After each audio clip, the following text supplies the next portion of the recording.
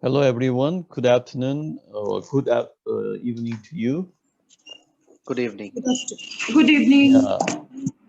Yeah, since I have a lot slot today. Hi, Agnes.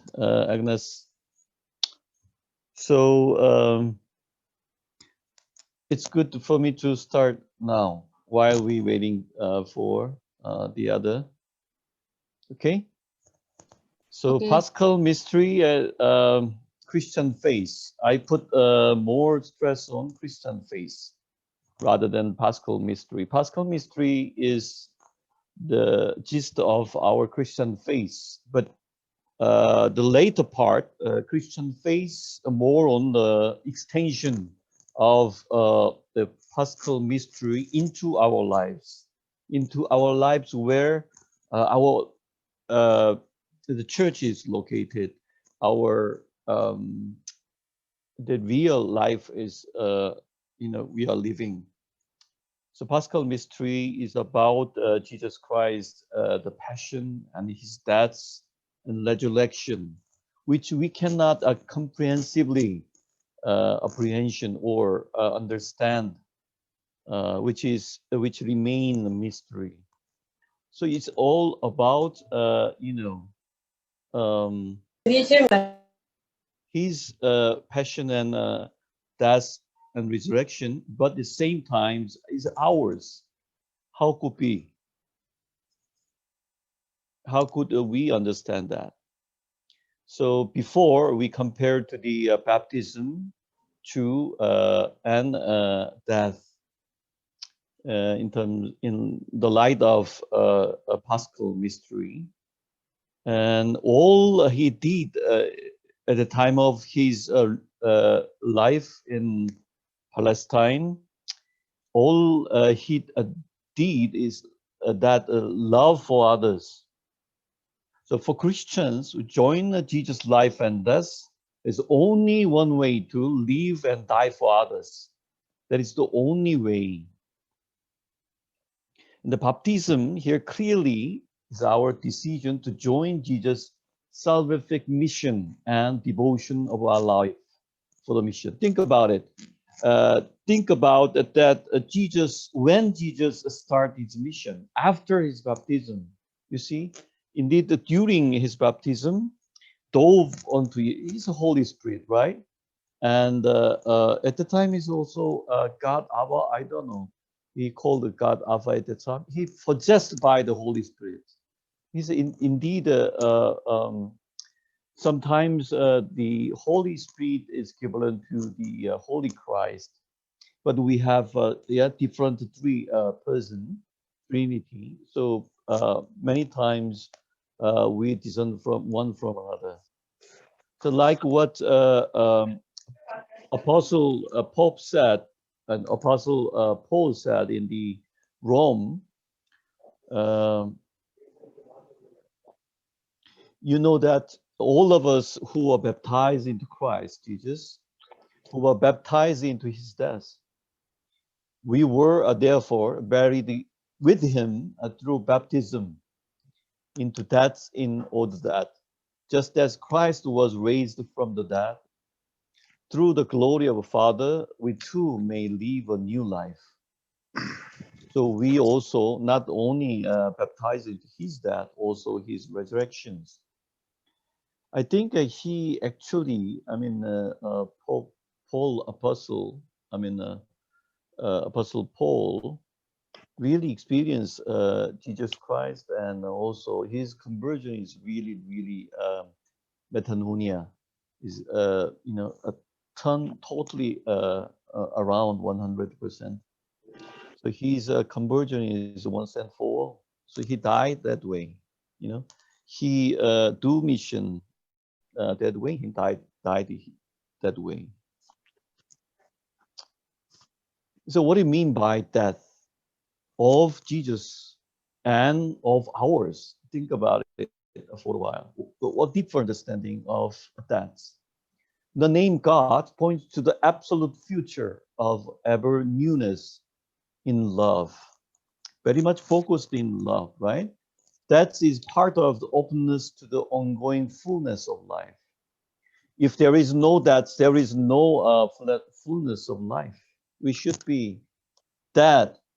Without that, there's no life. That's what exactly out of Jesus. Jesus has said that in the gospel, right? That is the definitive act of full freedom of personhood. In that, the openness to new life in God is given its God gives its definitive character. Our capacity for full freedom of personhood is sealed. Again, our freedom of personhood is sealed, embraced by God, which is eternal love. Who is eternal love? So this is what we dealt the other day. But from here is different one. A little bit difficult, but it just, hybridity.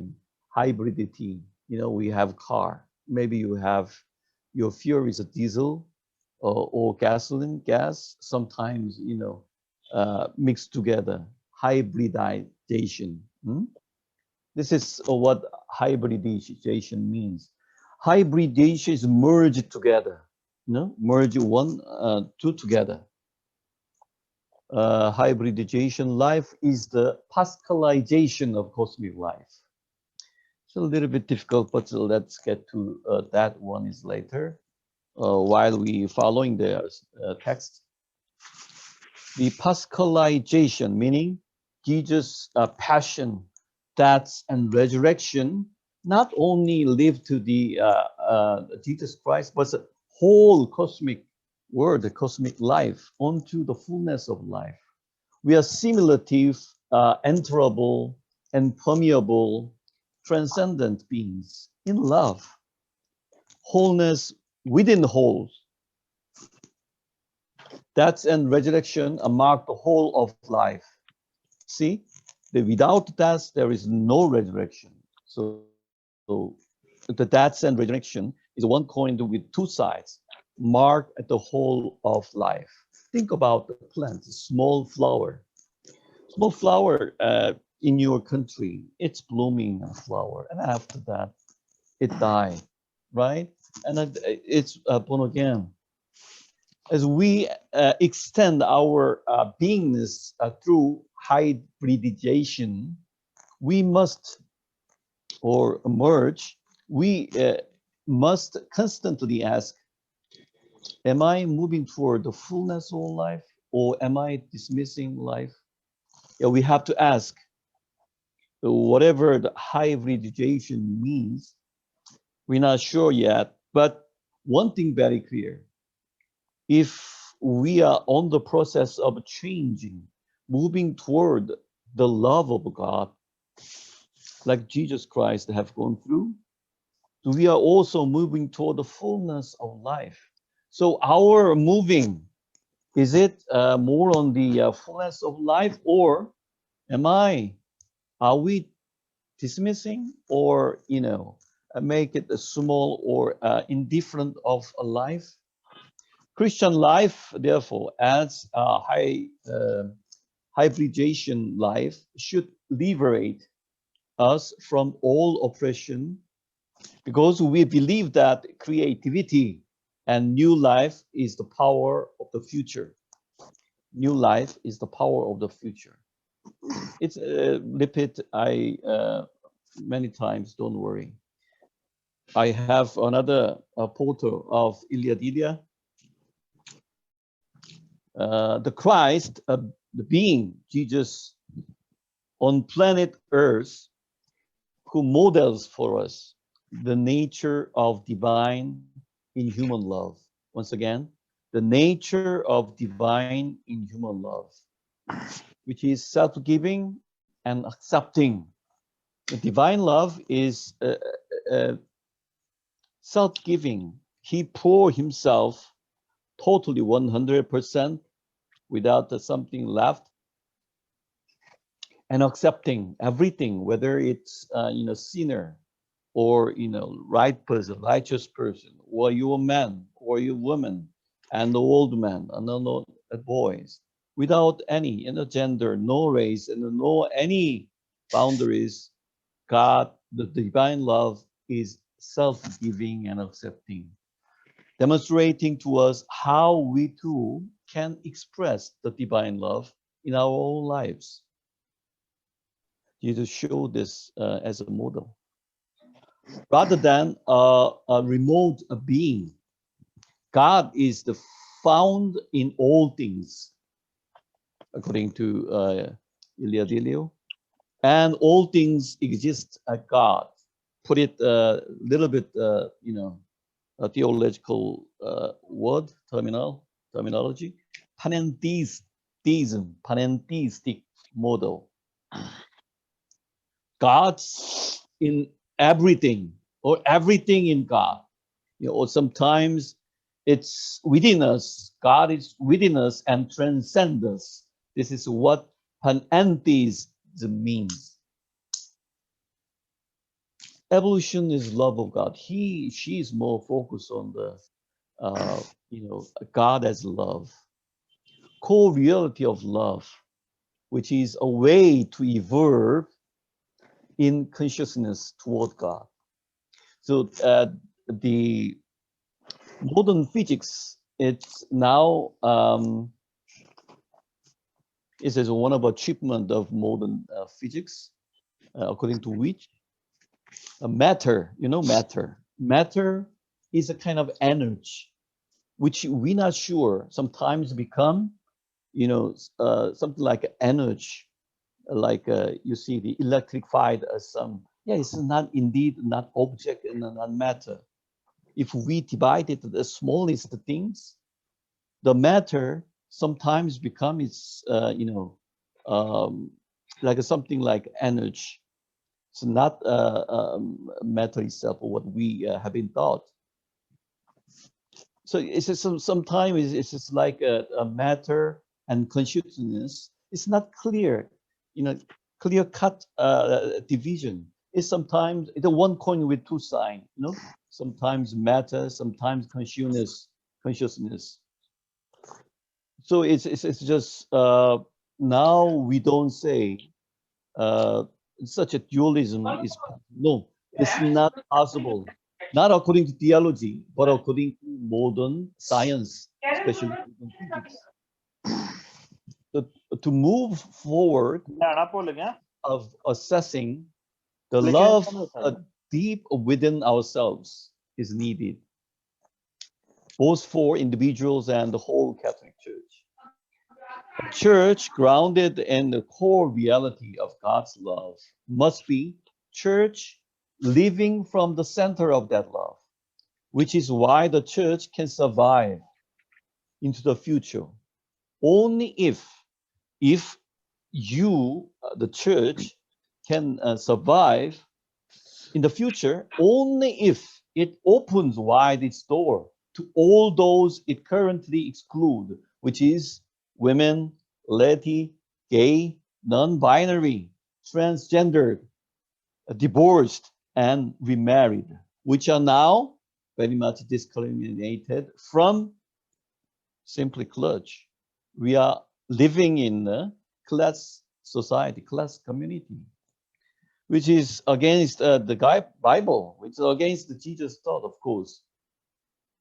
Love does not fixate on the doctrines and the canon laws, but love is patient and kind, according to Saint Paul. Again, Jesus as the whole maker. Jesus is, we already gone through this, So I am with you always until the end of the world. This is clear. So we knows until the end, Jesus Christ with us. He started, even before the creation, he was there. Jesus was there. I mean, Christ was there, which is 13.7 billion years. Such a divine love is kind of Jesus as a divine love, as evolution of cosmic love. So Jesus is like the love of God incarnate, the whole maker. This is whole maker is important, who shows the way of evolution toward unity in love. Again, the whole maker who shows the way of evolution toward unity in love. So why put so much on cosmology and why so much on universe and so on? Don't worry, we get to that issues more and more when we, have some different idea of different theologians.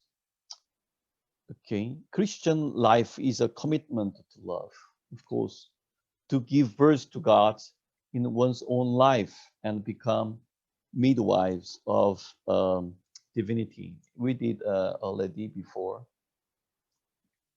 And integration, divine light and love flowed freely through him into the cosmos. Today, I put a little bit different explanation of what we call two natures united in one person.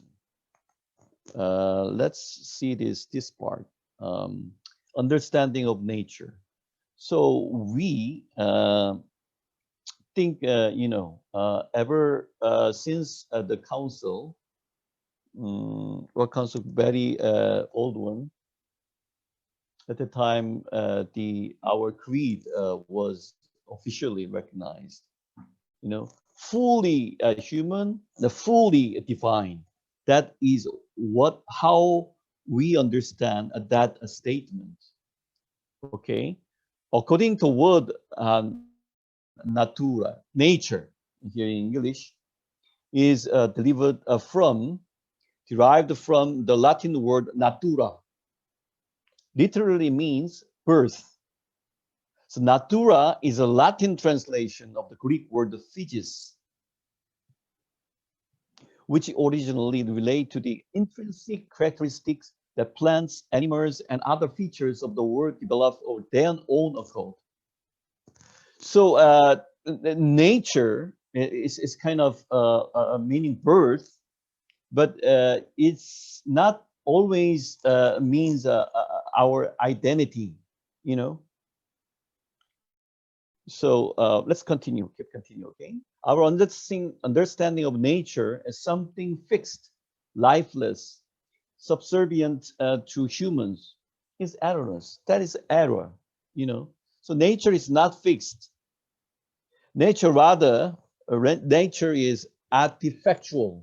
Meaning, what do you mean artifact? Artifact is kind of not is different from understanding of artificial. Artifact means it's kind of a handmade object. It is made, but not just by us. So remember the word hybridity or hybridization. The one the life is not only made by the humans. Rather, nature itself is techne, which means a creative, inventive, and information processing. So techne is the root word from which we have a technology, techniques, many words. So techne means creative, inventive, information processing and information processing. Nature is an emerging process of evolving life that is now marked by the co-creation among humans and non-humans, machines even. Maybe you don't understand much. How could we come together with a machine? But think about just artifactual is not something artificial, which outside the human, but artifacts meaning which we made. So even if they're machines, it have really to do with us. Let's keep going a little bit. And other partners. Nature begins with the relationship. It is a constant co-creative process. Nature is capable of being hybridized, hybrid- hybridized, hybridized, in which there are no fixed boundaries or biological essence. Here, this cut shows what we thought nature is not, identity which is fixed and lifeless one. No, it's more dynamic and open to everything, sometimes merged together. That's real meaning of nature. See? So we separate sometime, many times, separate ourselves from the, of course, animals and plants and even a non-being. I mean, a non-lifeless being. But according to Elia Delio, that is the our kind of bias, kind of the not the full understanding of nature. Because of the philosophy or theology, we understand the nature that way. Let's dig in how the church deal with such idea. The difficulty in defining the person of Jesus Christ lay in the Aristotle philosophy of nature, which the church fathers borrowed to help make sense of incarnation, fully divine and fully human. So here, being a substance composed of form and matter. Here, we have form and matter. It is a word from Aristotle. So what is the being? What do you mean by being? According to Aristotle, being means it has form and matter. So you could see some English word matter here. So what is the matter with you? You have hear this English expression many times. That means matter is more important. Mm-hmm. So form combined matter together with made into being. That's the idea of Aristotle. Although Thomas Aquinas tried to, some complementary the way to make the Augustine theology. You see, Augustine theology is just belief, the without of nothing. But he tried to, like Anselm, faith seeking understanding, right? You remember that, right? So Thomas Aquinas, thanks to the Aristotle philosophy, he gave some kind of a reason, you see? So he tried to make a combined faith and reason together, borrowing from those ideas of form and matter. This, although there is no clear duality, all the way from Saint Augustine. Saint Augustine said, there is a clear division between the soul and body, right? From which everything is a tool. Like a body is kind of a prison, which confine the soul. So there is some conflict between the soul and body, which is superior to other. Yeah, of course, the soul is the superior to body. But here in Aristotle philosophy or Thomas Aquinas theology, there is no clear division. But here he has a different idea, which is form and matter, which made it into being. So based on this understanding of being and essence, the early fathers opted for two natures in one person to avoid saying either that Jesus was not divine or not really human. So he brought Thomas Aquinas, especially he brought the idea of two nature in one person, like essence or substance or form and matter. This kind of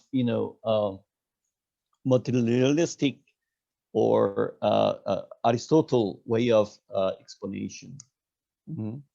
So when the divine word become flesh, which is incarnation, we learn that God transcends the boundaries of separation between divinity and creation to become something new within the boundary of space-time. So again, the God transcends the boundary of separation and to become something new within the boundaries of space-time. Teilhard de Chardin, he 150 years ago, he was Jesuit at the time. He is a really, really pioneer in that, cosmology into theology. Of course, we have, before Teilhard de Chardin, as there are many, like Bonaventura. Remember, he's one of, the same age of Thomas Aquinas, but while the Thomas Aquinas got a strong influence from Aristotle philosophy, he is much more influenced by the Saint Assisi.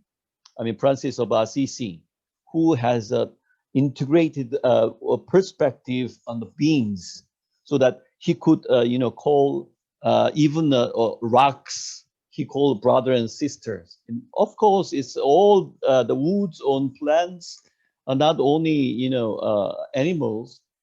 So we have two different traditions. There, the Chardin is the kind of a product of Bonaventure. Bonaventure is a product of Saint Francisco of Assisi. That's one line. Another line is the major line of Augustine, Thomas Aquinas, and so on. So there is Chardin said that without creation, something would be absolutely lacking to God, considered in the fullness not of his being, but of his act of union. This is not of ontology, meaning existence itself. Mm-hmm. Not the fullness of his being as ontology, but of his action of union.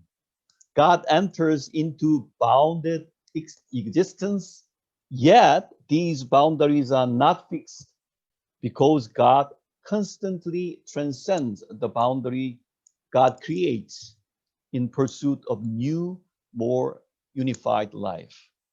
So you get the smell of, Ilia Delio here from Teilhard de Chardin's idea. Of course, Ilia Delio is kind of a product of Teilhard de Chardin again.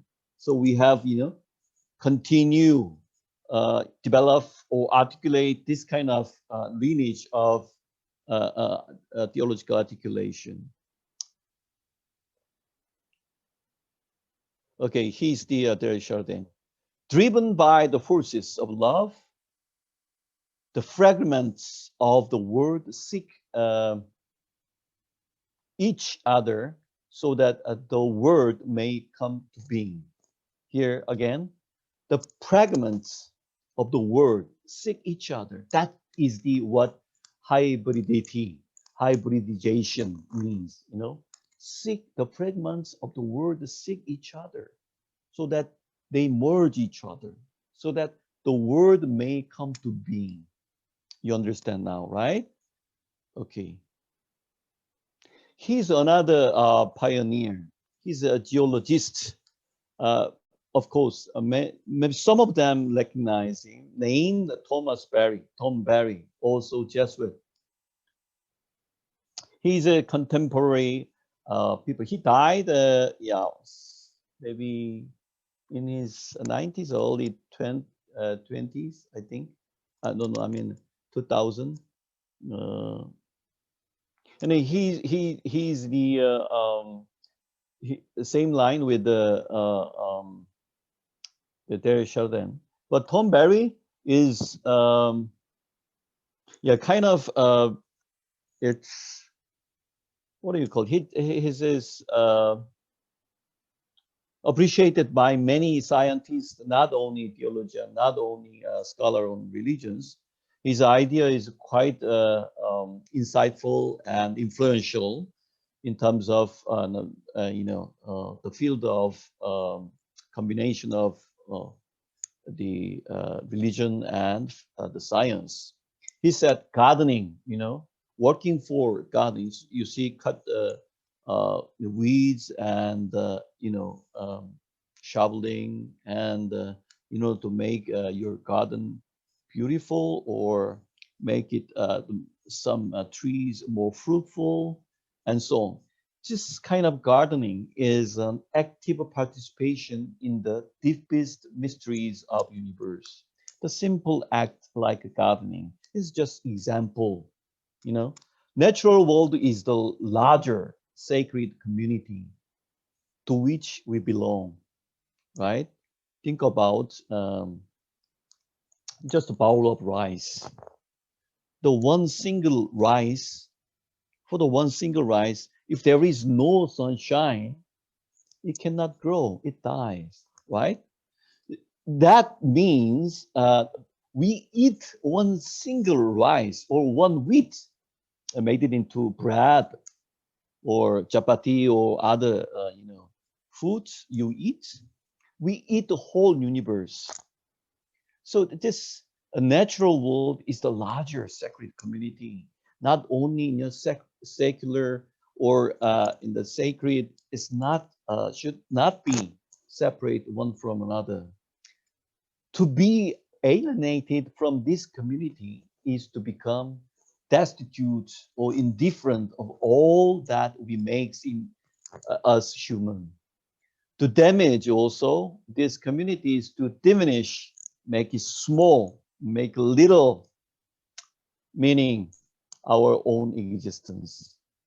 We need to move from a spirituality of alienation from the natural world, yeah, which many times uh, uh, um, being taught this way, because we sometimes when it comes to spirituality, something it does not have to do with any natural life, natural world, this universe, or this real life or our own. But we have to move from this to a spirituality of intimacy with the natural world. Or sometimes we move from a spirituality of the divine as revealed in words. Yeah, of course, a little bit tricky here, risky here, but the words the church teach it's all the time, but not only words, but also to a spirituality of divine as revealed in our life, invisible word, which is around us. You see, around, the world around us. So, what do you mean by the Christian in adult phase today? The metaphor of the child is extensively used in the conventional spirituality. Phrases like childlike trust, loyalty, obedience under authority of bishop, and so on, which we fed up many times, all denote this kind of the statement or terminology. All denotes a sense of dependency that is not congruent with adult maturity. Think about the Last Supper or after that, when Jesus prayed at Gethsemane, Mountain Gethsemane. It's a small hill, not mountain indeed. But he, you see, really, really cried out for God's mercy on him. Take away this cup as much as you can. Hmm? But not my will, but your will.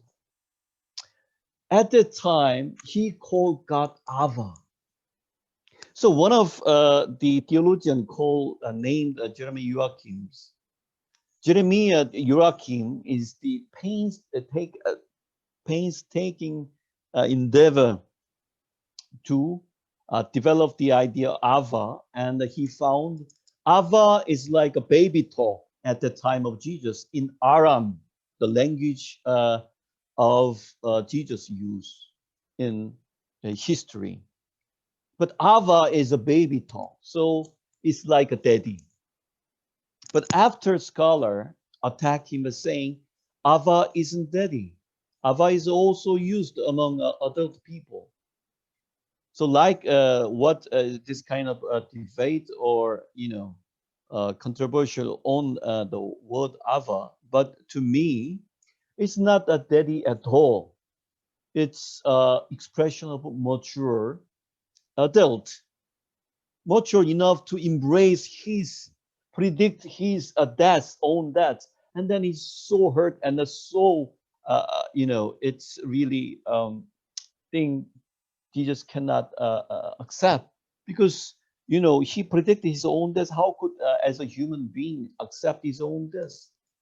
So he said, "Try to take away this cup from me, but if you will, for me to die somehow, some reason, I will be die." This is what the Ava imply at the time of Jesus' agony at Gethsemane hill.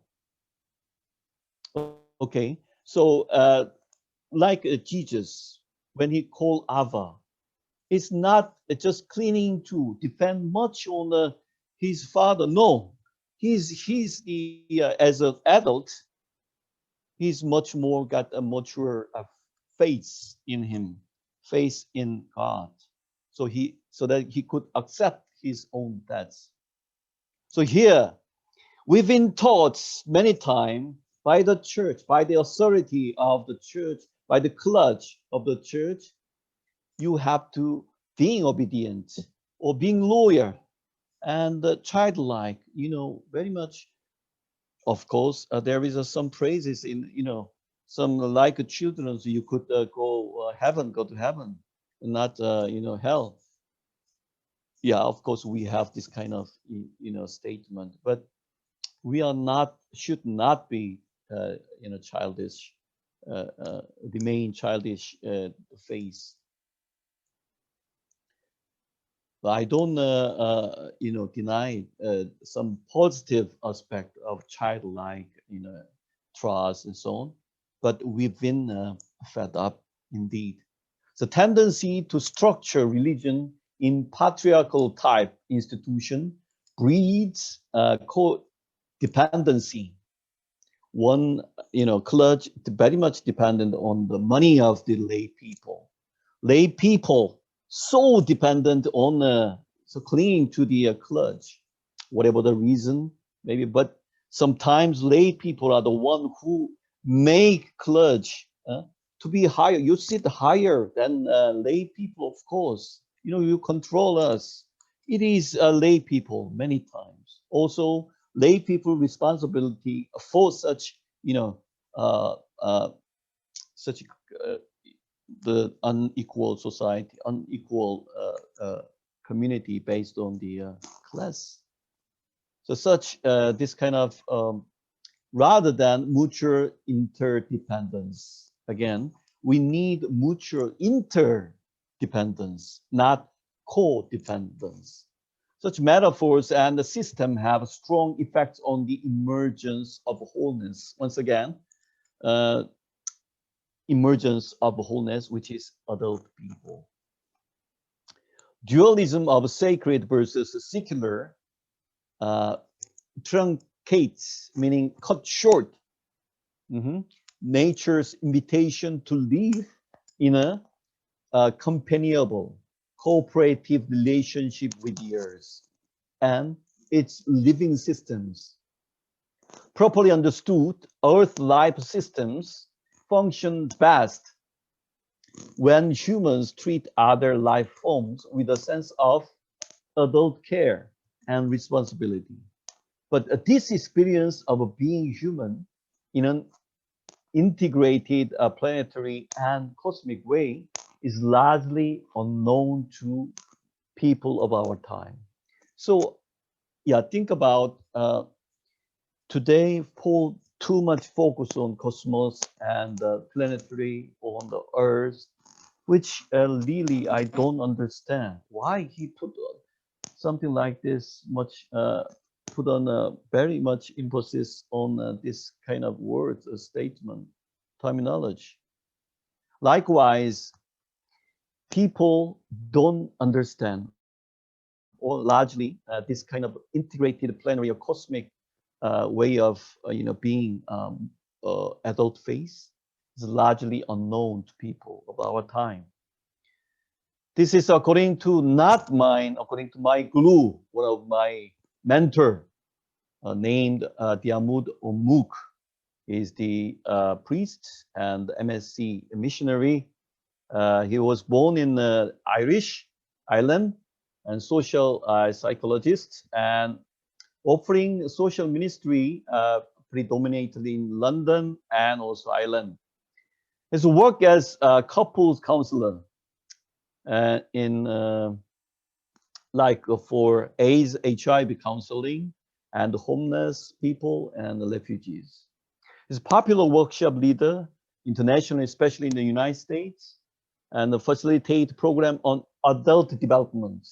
He wrote many books like here, including Quantum Theology. He's a pioneer in this area since 90s, quantum theology. After that, I know him maybe 15 years ago.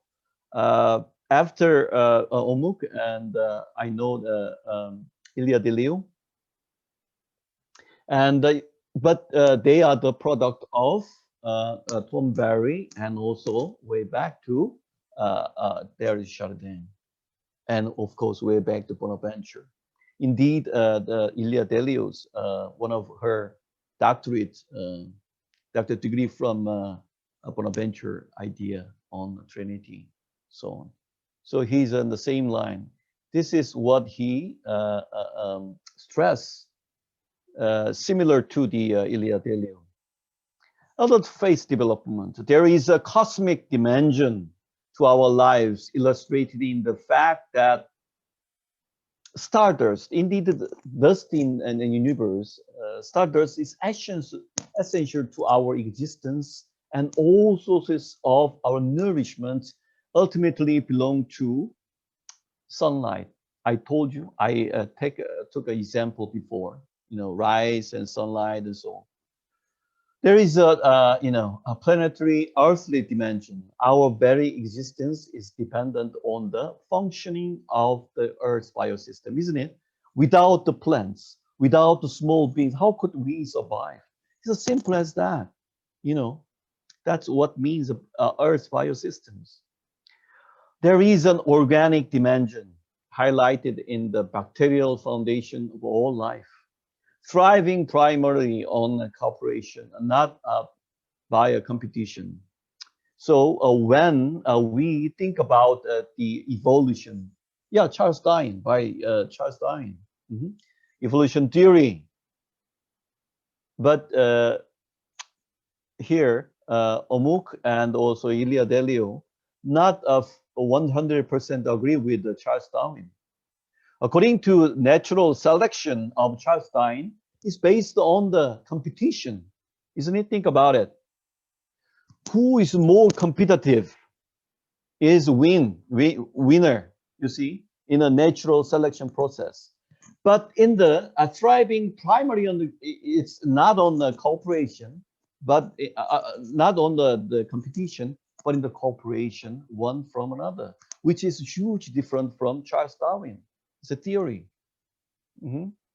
So our own human existence belongs to an amazing creative story of some this year's, 700,000 years, often diminished by the academics or primitive and as primitive or barbaric.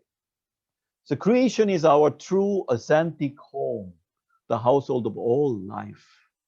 So afterlife does not exist outside creation. Oh, very strong word. Afterlife, after our debts. Where are we going to go? There is no other way or other place outside creation. But how about our dying after this? What's going to happen after?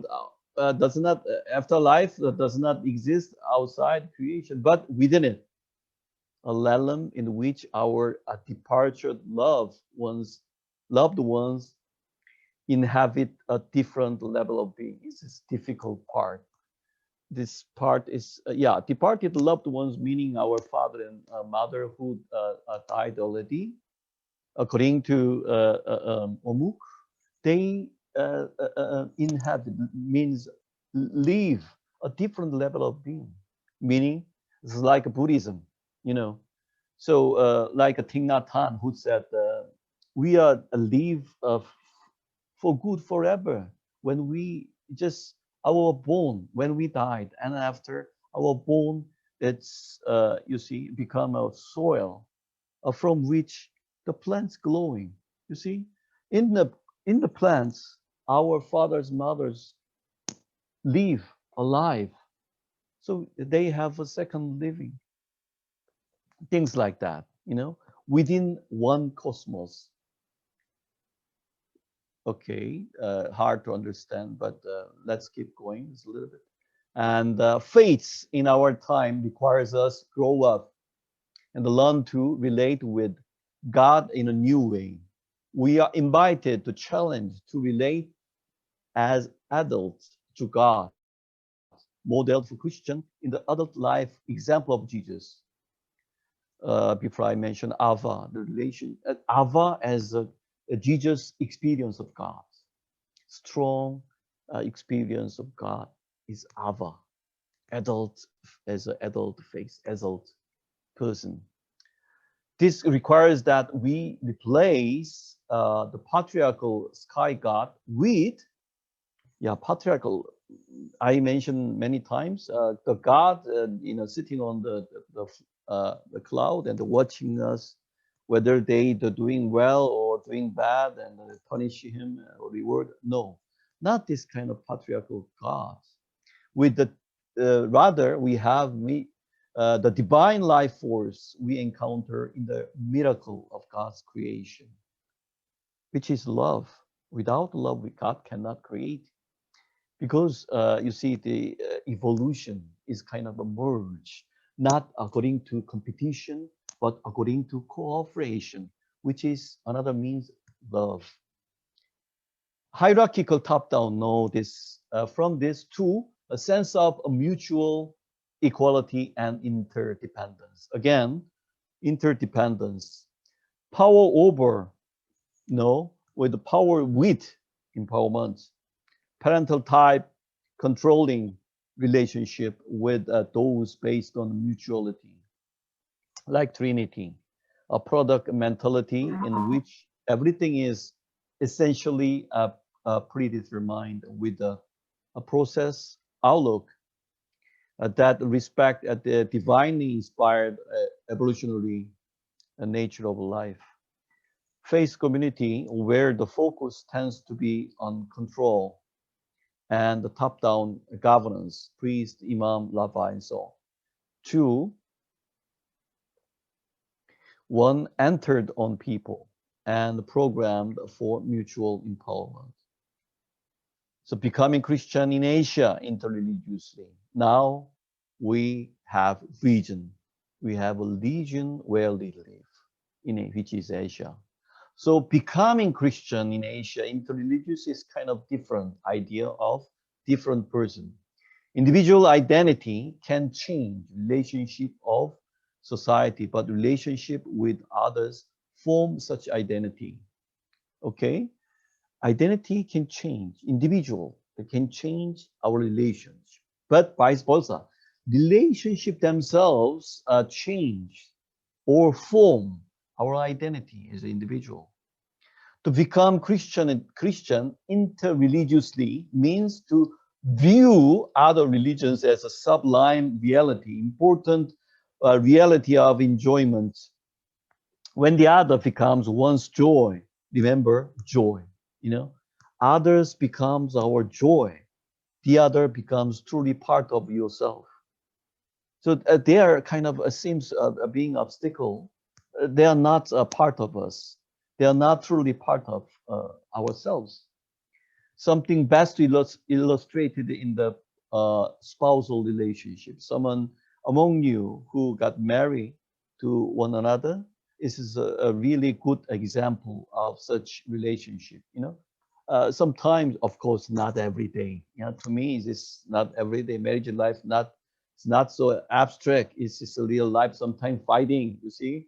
But if you have some kind of inner joy, experience the inner joy because of my spouser, because of my partner. That is really experience of enjoyment. Becoming Christian is not a matter of adherence to a set of article of faith. Oh, you know the Lord Prayer, Hail Mary? Of course I know. You see how many times you go to Mass. Every day I go to Mass. Okay, you maybe 50, 60%, maybe B plus, then the Rosary Prayer. Of course I do Rosary Prayer every day.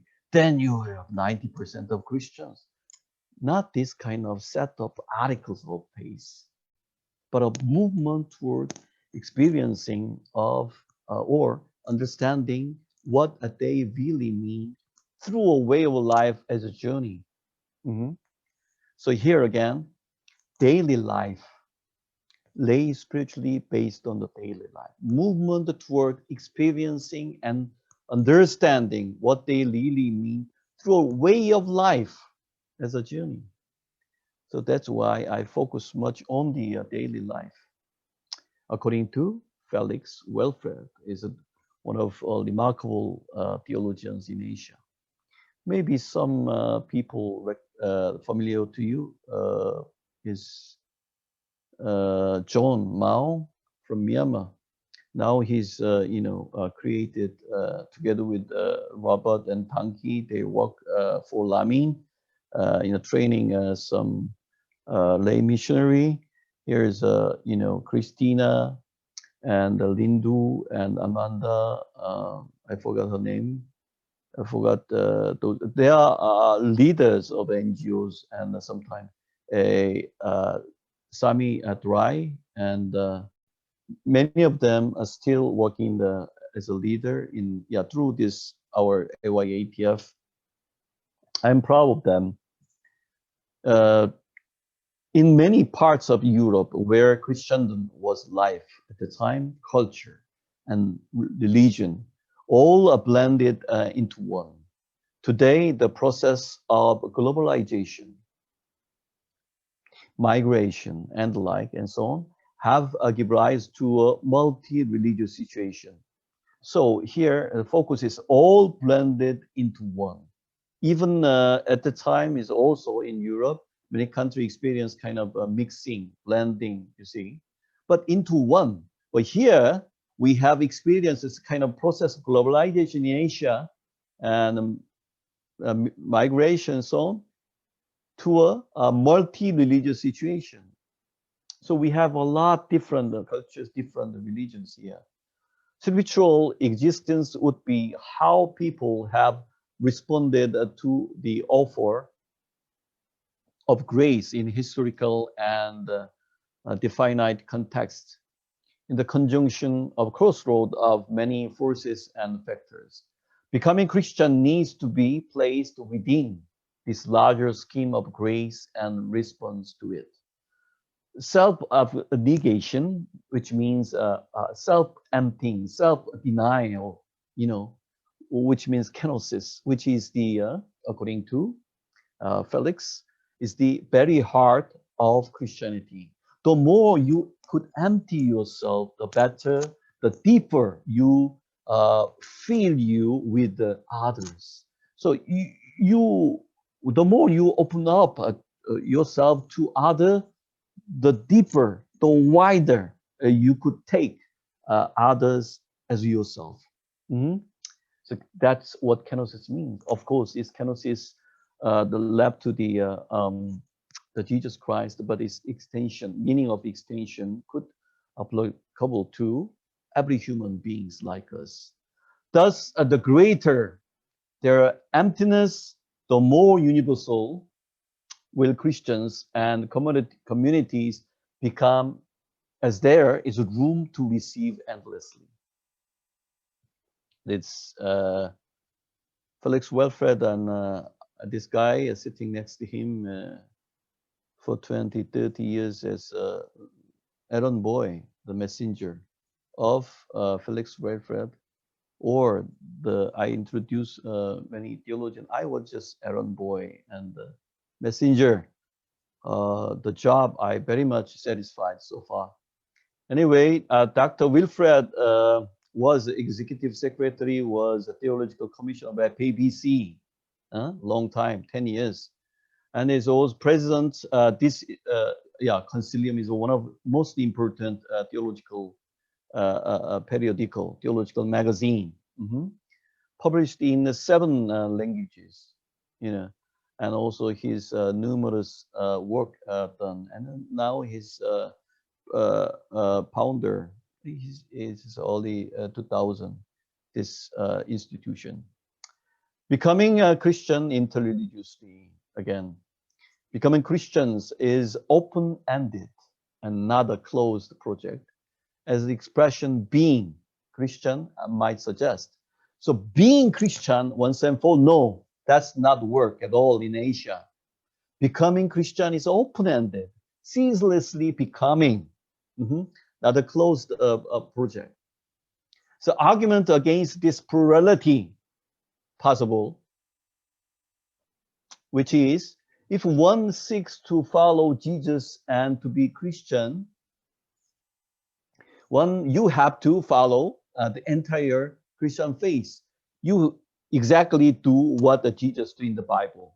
You do what exactly church teachings. Otherwise, you are not Christian. This kind of, totalizing attitude, approach to a Christian mystery is never taking place, never formed part of life of Christian. Simply because there are various ways to encounter Jesus. In other words, we have very, very living different our lives according to nation, according to group. How many indigenous people live in this Asia continent? So many. So that there is a diverse way of becoming Christian.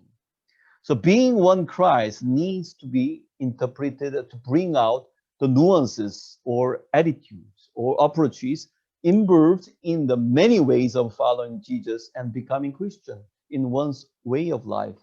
It's all the way to your life. How you live your life, that is the only way, or the major way becoming Christian. Becoming Christian in Asia is a process that is not done alone, but in the partnership of many peoples of other faiths or other culture or other class even, with whom we live and interact on daily basis. Becoming Christian, therefore, interreligiously, is indeed enriching and exciting experience. Remember, it's blessing. It's exciting. It's joy. Okay, sorry for long presentation today. Today's group discussion theme for the group discussion is number 1 is what would be the first word prompted in your mind when you think of your own death? Now, think about it now. Number 2, what would your adult face look like, changed from your current stage of face? What do you think of your face stage of now? But how could you, and what is your understanding? How could you change from the, current stage to adult phase yourself? What is your understanding of difference between being Christian and becoming Christian? Again, what is your understanding of difference between being Christians and becoming Christian today? Thank you very much.